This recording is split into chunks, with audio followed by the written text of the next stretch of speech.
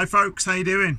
It's a lovely day today, but it's very, very windy, and I know that I'm not going to pick anything up on the microphone outside. So what I will do is I will film. I will film and then probably voice over it, tell you what I've done. But I'll spin the camera around and you can have a look. But I'm going to get a few jobs done today. I know it's windy, it's a bit cold, but the sun's out and I just need to get in the sun. I need to do something.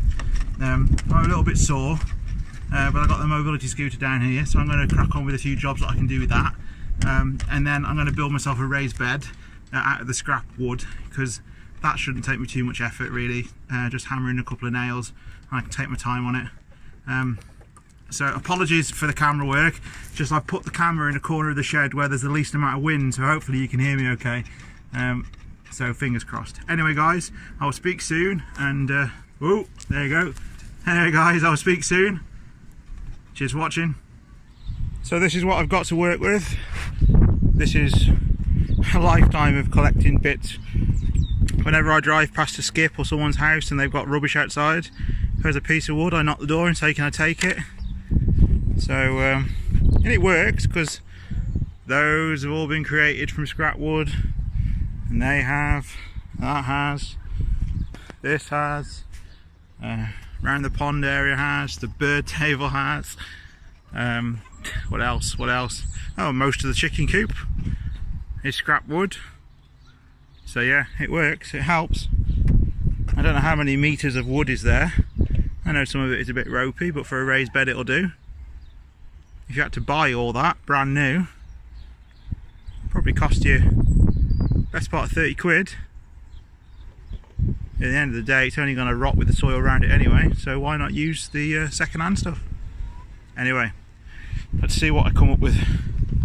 Hi there, so I wanted people to start to think differently about gardening equipment and basically the cost of gardening and how you can garden cheaper. As you know, my ethos is to make, do, amend, reuse things, repurpose things, recycle things, free cycle, upcycle, and all those things. And so now the spring's here, I'm looking at cloches and fruit cages and things to keep the pigeons off, things I can use to start seeding to grow in.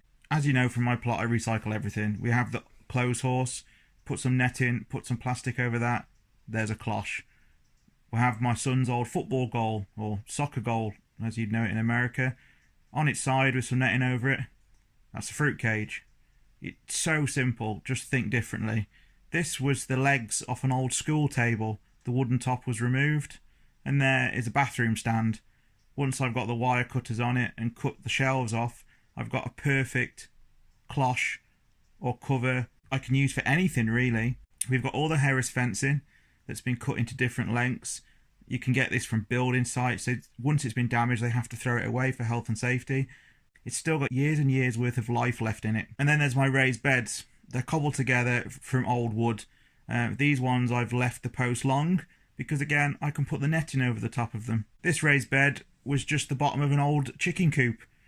No good for structure to hold the weight of a coop anymore, but with some netting, with some plastic over the top, that'll be fine. An old broken water butt which we sawed in half with a chainsaw. Once that's lined with some cardboard, that'll be perfect. So the other day I was driving past my house and outside one of the neighbours had put out a load of rubbish, and I noticed there was 2 bird cages, and I just looked at them and thought they would make amazing cloches or amazing covers for seedlings. They've got handles on, they've got little doors on, and you could lift them up and put them on anything. You know, your onions, your herbs, anything to keep the pigeons off, keep the butterflies off.